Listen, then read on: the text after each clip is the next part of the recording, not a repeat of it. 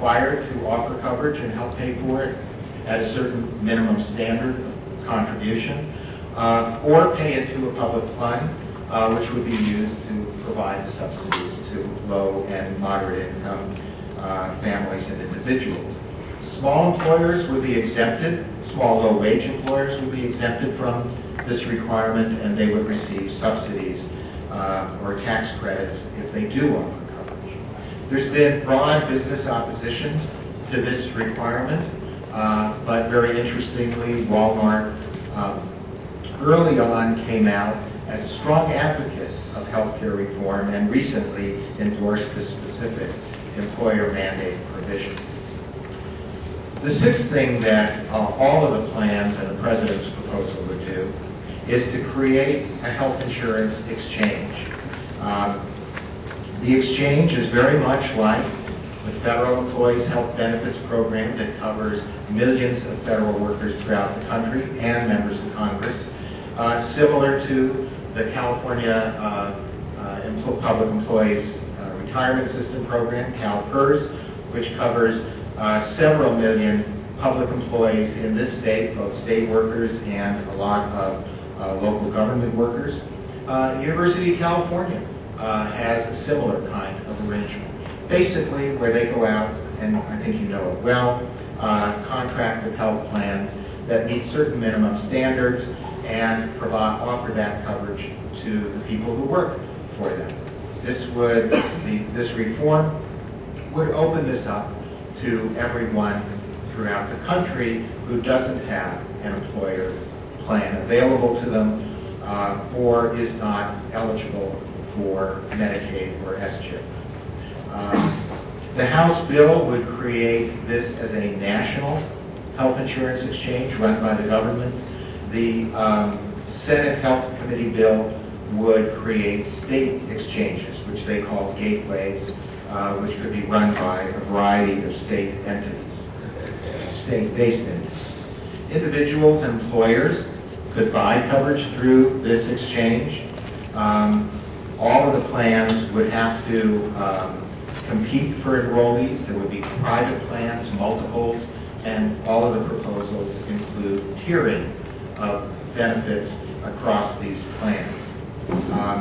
They all would have a minimum floor of benefits, which would be fairly comprehensive. They specify, the bills specify how those benefits would be decided upon, and that differs depending on the bill. But they all have an intention of a minimum comprehensive floor to benefits. Enrollees would pay the premiums and receive subsidies if they're eligible for them. All of the plans would then have to live on the revenues from those premiums. Schematically, it would look something like this, with multiple private plans offered, plus a new public health insurance option that would be available through the exchange. And that has been the source of a great deal of controversy. So this is the seventh policy element that there is agreement on across the board, but how this will be structured is a source of a great deal of disagreement. And you have, I'm sure, been following the conflicts around the issue of the public health insurance option. The House and Senate Health Committee bills and President Obama all advocate a government-run public health insurance plan. But watch out for the Senate Finance Committee bill, if and when, I presume when, that emerges from that committee, because the chair of that committee, Max Baucus, has indicated his desire to have a bipartisan approach to this issue, which, if they succeed in crafting it and winning support from the Democrats on that committee, as well as a couple of the Republicans, would probably be something called a cooperative, a nonprofit run program of some kind, yet to be specified. But in all cases, the public plan would operate and compete on a level playing field with the private plans that are available through the exchange. The public plan would provide a great deal of security, very much the way Medicare has. It doesn't change, doesn't go away in a given individual market the way private plans may come and go. It has transparency in that the costs of it and the way it operates are subject to public scrutiny and scrutiny by the Congress. Medicare has a long history of innovating in payment reform, and there's every expectation to believe that that would be true of the new public plan as well. Finally, it would be a benchmark against which to compare the performance of private plans, the quality of coverage they provide, the quality of operation, and the costs.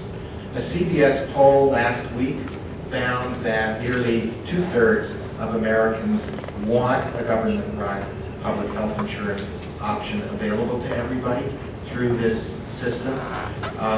I need to tell you that that has been a gradually declining percentage of the public that has advocated for that as the debate has dragged on and the conflict has gotten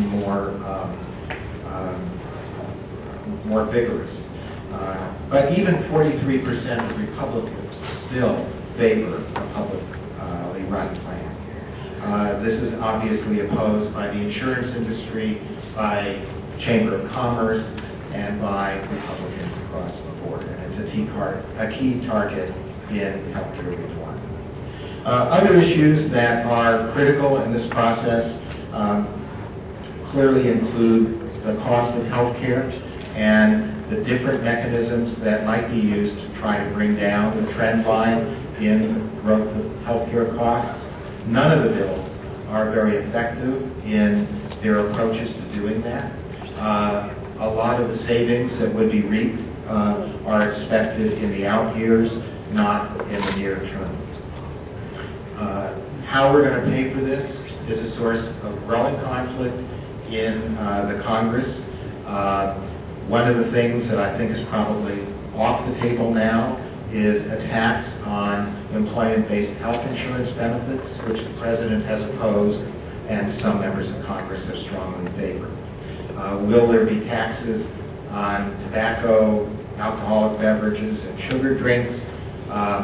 Probably not, although there are consumer-based groups that are advocating this.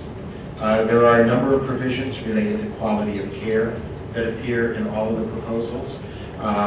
Health information technology, we've seen a down payment on that in the stimulus package adopted earlier.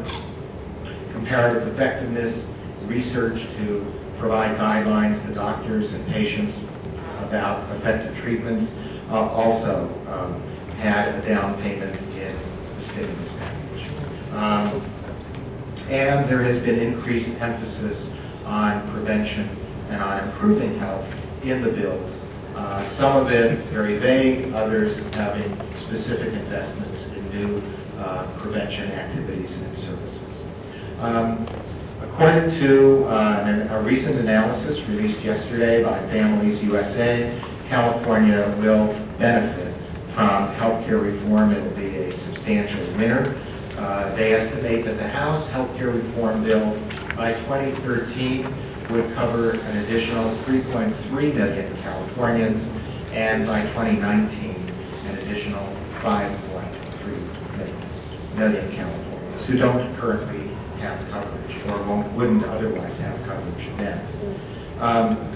So I know that Wally is now going to kind of talk to us much more about the political process and where this